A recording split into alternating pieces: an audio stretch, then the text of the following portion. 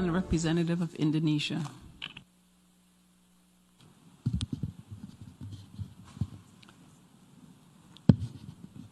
Madam President, I'm taking the floor to exercise Indonesia's right of reply to the statement made by Vanuatu. It is shameful that this single country continues to have excessive and unhealthy obsession about how Indonesia should act or govern itself. Frankly speaking, I'm confused. How could a country try to teach others while missing the point of the whole fundamental principles of the United Nations Charter? Let me tell them the following.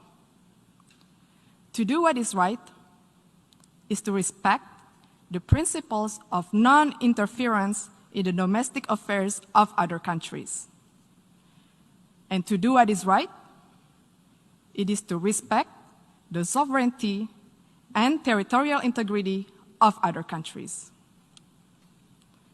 So until you have done so, please keep the sermon to yourself.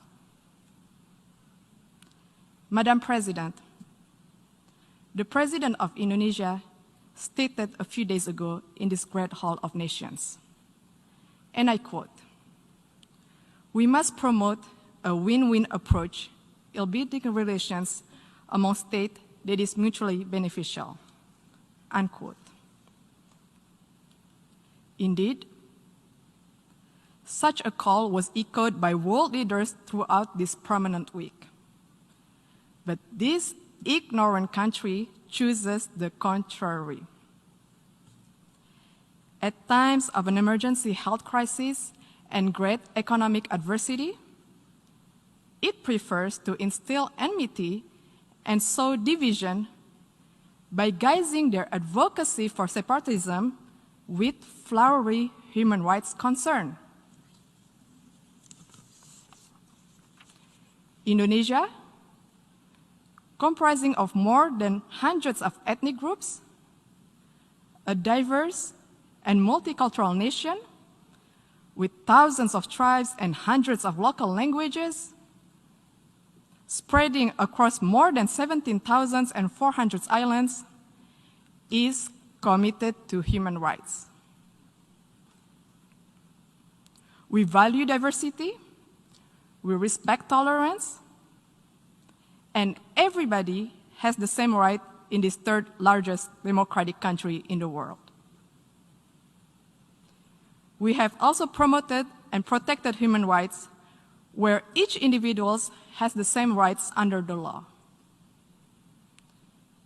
Furthermore, we have ratified the International Convention on the Elimination of All Forms of Racial Discrimination, while interestingly, Vanuatu has not even signed it.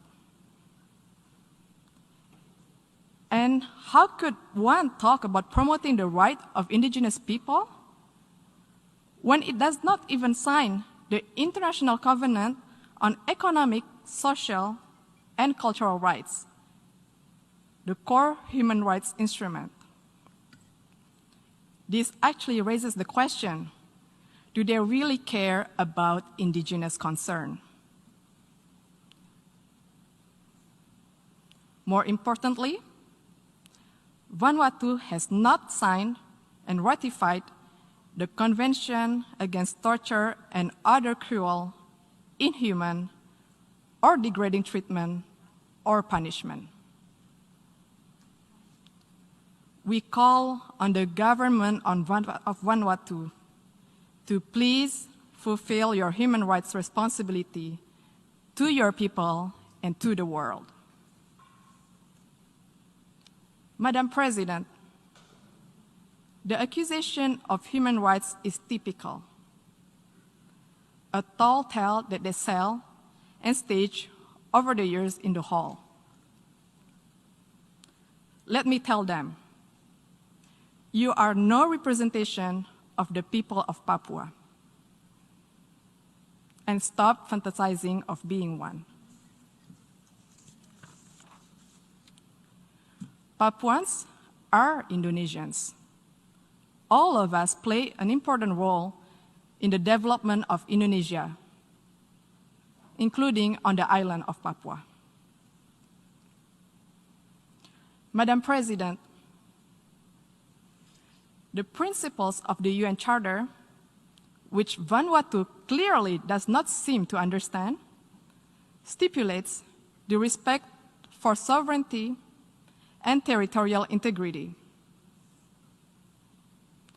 Indonesia will defend itself against any continuing advocacy of separatism conveyed under the guise of artificial human rights concern. The provinces of Papua and West Papua are irrevocable parts of Indonesia since 1945. It has also been firmly endorsed by the United Nations and the international community decades ago. It is final, irreversible, and permanent. I thank you, Madam President.